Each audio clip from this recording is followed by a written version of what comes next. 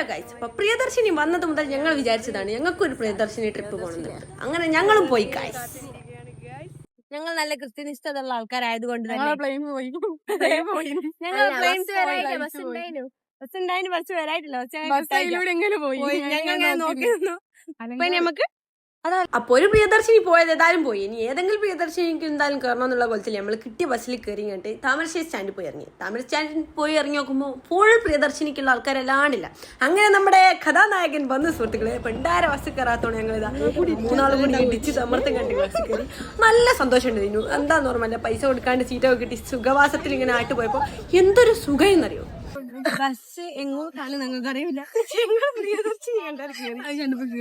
അങ്ങനെ ഞങ്ങൾ മൂന്നാളൂടി ഒറ്റയ്ക്ക് ഇങ്ങനെ ട്രിപ്പ് പോകണമെന്ന് കുറെ കാലമായി പ്ലാൻ ചെയ്യുന്നു. പക്ഷെ എങ്കിൽ ഞങ്ങൾക്ക് നടന്നു സുഹൃത്തുക്കളെ. അപ്പം ബസ്സിന് പൈസ കൊടുക്കാണ്ട് സീറ്റൊക്കെ കിട്ടി സ്റ്റാറായിട്ട് ഇങ്ങനെ പോകുന്നതുകൊണ്ടാണ് ഇത്ര സന്തോഷം കേട്ടോ. അങ്ങനെ നമ്മൾ KSRTC സ്റ്റാൻഡിൽ ലാൻഡ് ചെയ്തിട്ട് പിന്നെ നമ്മൾ എങ്ങോട്ടാ പോകുന്നുള്ള ഒരു ഐഡിയ ഇല്ലാട്ട് പോകുക തന്നെ അത്ര തന്നെ. ഞങ്ങൾ ഇമാതിരി പോക്കൊക്കെ കണ്ട് ഞങ്ങൾക്ക് തോന്നുന്നു ഞങ്ങൾക്ക് ഇതിനെ കുറിച്ച് ഒരു ഐഡിയ ഇല്ലാണ്ട് ഞങ്ങൾ പോകണമെന്നുള്ള ഒരു ഐഡിയ ഇല്ലാണ്ട് കേട്ടോ നമ്മൾ പോണേ.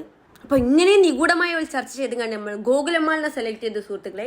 അപ്പൊ ഈ വെയിൽ കണ്ടാൽ തന്നെ നിങ്ങൾക്ക് അറിയില്ലേ ഇത്രക്ക് സെറ്റപ്പിൽ ഞങ്ങളല്ലാണ്ട് വേറെ ആരും പോകുമോ.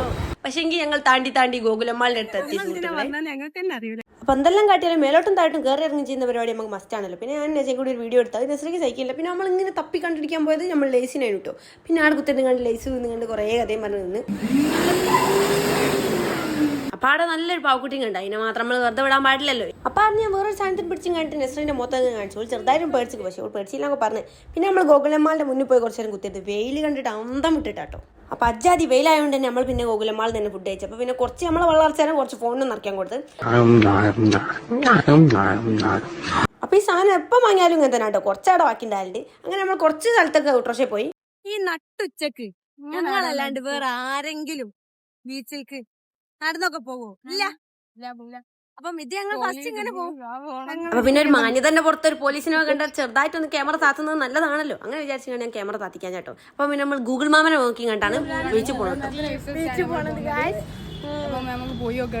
ബീച്ചിലെത്തോ കാട്ടിലെത്തോ ചിലപ്പോ ഞങ്ങൾ പുറേ പോയിട്ട് സൗണ്ട് കുറയുന്നത് എന്താന്ന് വെച്ചാൽ ആരൊക്കെ ഉണ്ടായിനോടൊക്കെ. അപ്പൊ പിന്നെ നമ്മൾ നല്ല സൗണ്ട് കുറച്ച് കണ്ട് വർത്താൻ പറയണം എന്നുള്ളതാണല്ലോ. അപ്പൊ ഗൂഗിൾ മാപ്പ് പറയുന്ന സ്ഥലത്തൂടെ ഒക്കെ പോയിട്ടൊന്ന് ഏടെ എത്തുന്നില്ല സുഹൃത്തുക്കളെ. പിന്നെ ഒരു ഓട്ടോ ഷെട്ടി കിട്ടിയ അവസരത്തിൽ കയറി കണ്ട് അങ്ങനെ കുറെ നടക്കുകയും കുറെ ഓട്ടോറിക്ഷയിലും എല്ലാം കൂടിയായി നമ്മൾ ബീച്ചിലെത്തി സുഹൃത്തുക്കളെ. ബീച്ചിലെത്തി എന്താ പറയേണ്ടി പറഞ്ഞാൽ നല്ല സന്തോഷമുണ്ട് സുഹൃത്തുക്കളെ. പിന്നെ ബീച്ചിൽ പോയിട്ട് എന്ത് കിട്ടിയെന്ന് ചോദിച്ചാൽ ഒരു കൊട്ട മണ്ണാലും കൊണ്ടാണ് നമ്മൾ പോകുന്നത്. ഇന്ന് അത്യാവശ്യത്തിന് ക്ഷീണിച്ചതിനാൽ നമ്മൾ ഇന്നത്തെ ബീച്ച് ഡേറ്റ് ഇവിടെ അവസാനിപ്പിച്ചിരിക്കുന്ന സുഹൃത്തുക്കളെ. അപ്പൊ ബീച്ചിനോട് വിധ പറഞ്ഞ് നമ്മൾ പോന്നു. പിന്നെ പ്രിയദർശിനിക്കുള്ള കാത്തിരിപ്പിക്കുന്നു. പ്രിയദർശിനി ആട്ട് പോയ സുഖത്തിലല്ല ഇങ്ങോട്ട് പോകുന്നു കേട്ടോ. അപ്പൊ അത്ര ഫോളോ സബ്സ്ക്രൈബ് ചെയ്യാം. അപ്പൊ ബൈ.